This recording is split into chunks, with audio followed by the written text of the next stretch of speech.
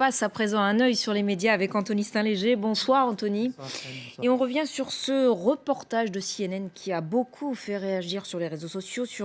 Il porte sur les migrants en Libye. Il a fait prendre conscience d'une très triste et très dure réalité, pourtant méconnue. Oui, en cause ces images assez glaçantes des migrants venus d'Afrique subsaharienne et qui ont été vendus aux enchères entre 400 et 800 dollars. Alors, la scène que l'on découvre ici date de cet été. Elle a été transmise à la journaliste Nima El Bachir par un de ses contacts sur place elle a ensuite décidé de s'y rendre pour enquêter, pour authentifier tout ça. Et en caméra cachée, elle a assisté à cette scène édifiante, une douzaine d'hommes vendus en moins de 10 minutes.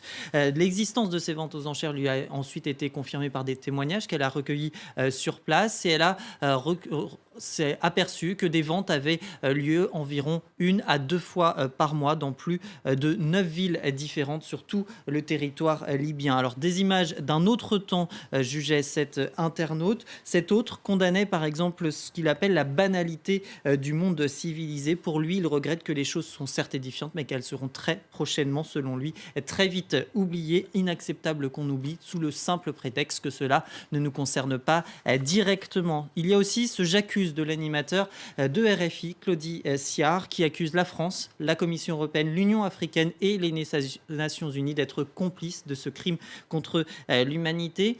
Les Nations unies qui, mardi, dénonçaient la coopération inhumaine de l'Union européenne.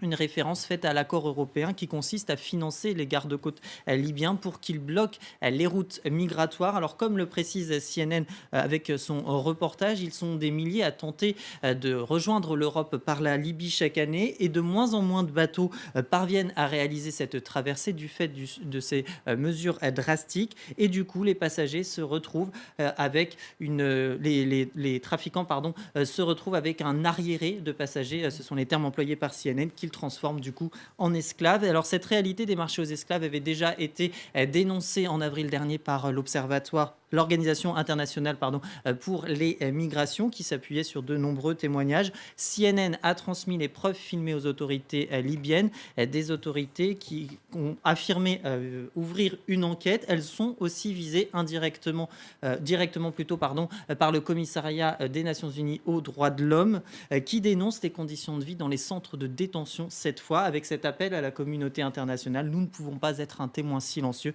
de l'esclavage des temps modernes. Autre nouvelle qui fait beaucoup réagir également, Anthony, sur les réseaux sociaux et qui a même suscité un véritable tollé. Aux États-Unis, Donald Trump devrait autoriser ce qu'on appelle les trophées d'éléphants qui proviennent du braconnage dans 2 pays, en Zambie et au Zimbabwe.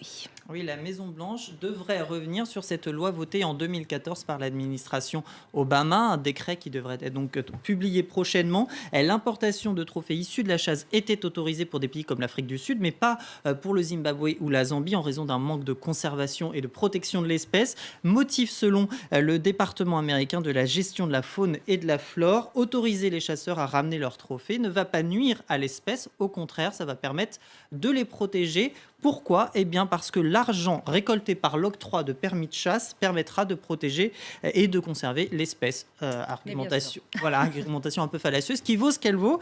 Plusieurs associations, en tout cas, ont dénoncé cette mesure, association de défense des animaux. Le président de celle-ci jugeait tout cela bouleversant, rappelant que les éléphants étaient une espèce en danger, en voie de disparition, à moins 30% entre 2007 et 2014. Consternation et condamnation également de cette autre organisation. Plusieurs internautes ont également regretté ce choix. Celui-ci interpellait directement le président américain. Ton trophée à toi, c'est de savoir combien de lois Obama tu tueras, nous dit-il. Ce tweeto qui évoque également les fils de Donald Trump, qui, on le sait, se sont souvent affichés en compagnie de leur trophée de chasse. Référence faite également par cet autre internaute, un cadeau pour son fils, un mépris total pour les animaux.